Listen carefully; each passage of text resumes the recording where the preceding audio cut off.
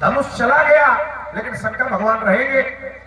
और आइए अब फिर एक बात, आपने कहा कि हमने प्रताप भानु की बात नहीं की थी, हमने परिवार की बात की थी। तो हमने उदाहरण दिया था, शायद आपने ध्यान से नहीं सुना। मैंने कहा था कि परिवार वालों का कुछ बिगड़ा नहीं, उनको ब्राह्मणों ने गलत, भाई भगवान ने दंड कहा दिया उनका, बात समझो। आपने कहा परिवार वालों का क्या दोष था जिनको श्राप लगा, तो यहां श्राप देने वालों की गलती थी, यहां भगवान का कोई चरित्र थोड़ी ना है। भगवान तो आकाशवाणी के माध्यम से श्राप देने वालों को समझा रहे हैं कि श्राप तो दिया है लेकिन विचार कर नहीं दिया है। बोले विप्र सकोप तब नहीं कछुकीर, विचार और परिणाम हुआ जाकर। परिणाम क्या हुआ? बाद में ब्राह्मणों को मारा किसने?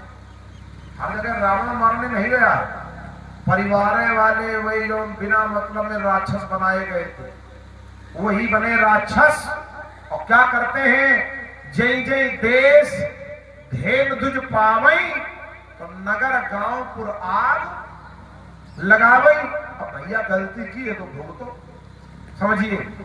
और बाद में चूंकि अपराध नहीं था, वो राक्षस बनाए गए हैं, इसलिए परमात्मा ने उनका उद्धार भी किया। तो मैंने प्रमाण दिया था परिवार वालों के लिए। यही लाग तुलसीदास, फिर छत पढ़ा पड़ रहा है तो तुमने सुना नहीं। यही लाग तुलसीदास इनकी किनकी, उनकी कहूं माल देह विशाल शैल समान अति बल गर्जही। यहां प्रताप भानु रावण की बात नहीं है, परिवार वालों की बात है। उन्हीं को देखा है। कथा कछ एक है कही, क्योंकि समय आ गया है। रघुवीर सर तीरथ शरीरनी और त्याग गति पई है सही। उनको परम गति मिलेगी और श्राप देने वालों को कौन सी परम गति मिलेगी? बोलो।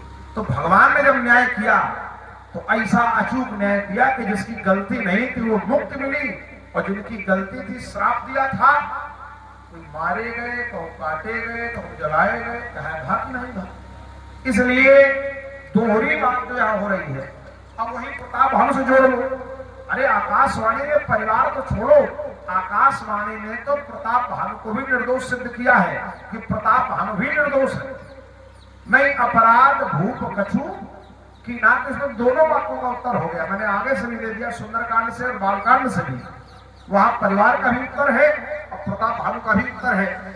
और परमात्मा का न्याय मैंने कहा था ईश देई था, और तुम उत्तर कहां से कर रहे हो कि ब्राह्मणों ने श्राप दिया? अरे ब्राह्मण कोई परमात्मा है क्या?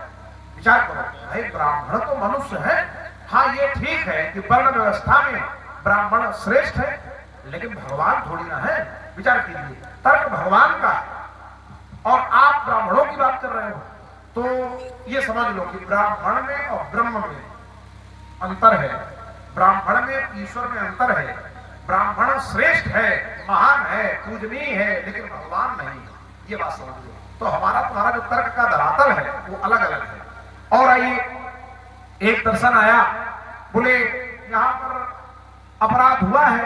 अब बोले मेला में, मेला में मैंने कहा बोले सबको पता हो, तुम्हें कैसे पता कि सबको पता है?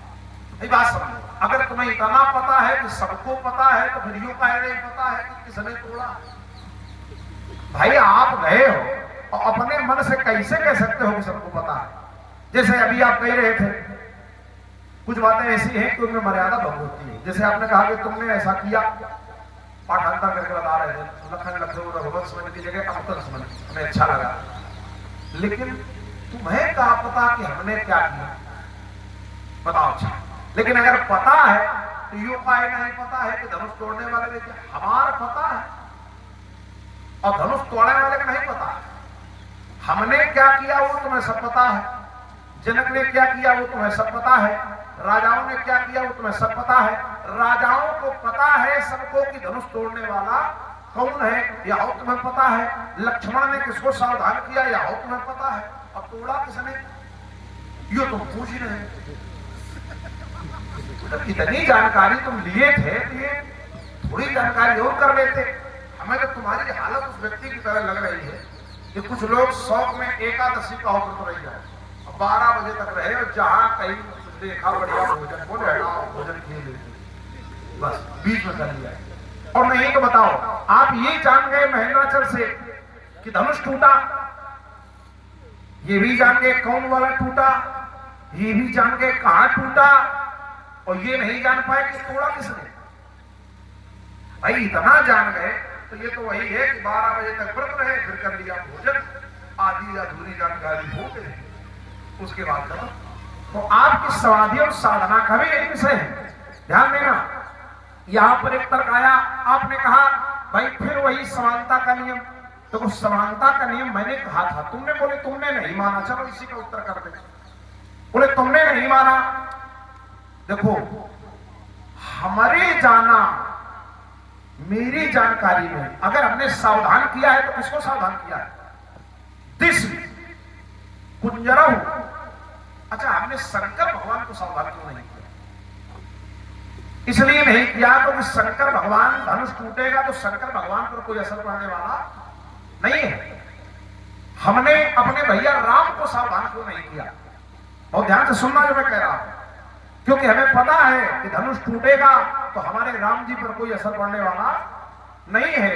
सावधान किसको किया? दिशि कुंजरहु, दिशाओं के कुंजर, ऐरावत, पुंडरीक, वामन, कुमुद, अंजन, पुष्पदम, सार्वभौम और सुप्रतीक, कवट, कच्छप, ऐ और कोला, वाराह, धरऊ, धरणी, धारी, धीर, न डोला, धरती हिल न जाए, इसलिए इसको धारण करो।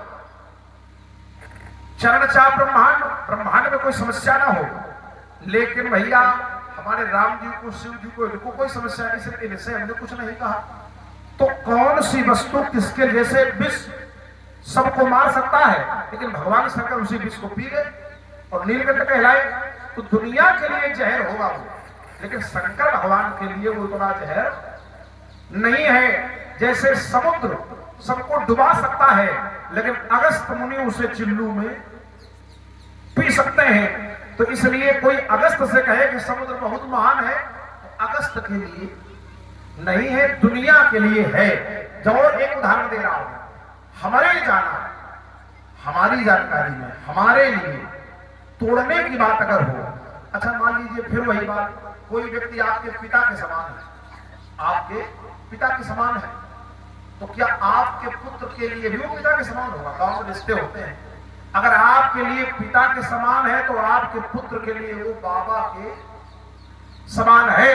अब इनकी तरह की सब समान नहीं होते। हमारे लिए समान है धनुष, लेकिन दुनिया भर के लिए समान नहीं है। और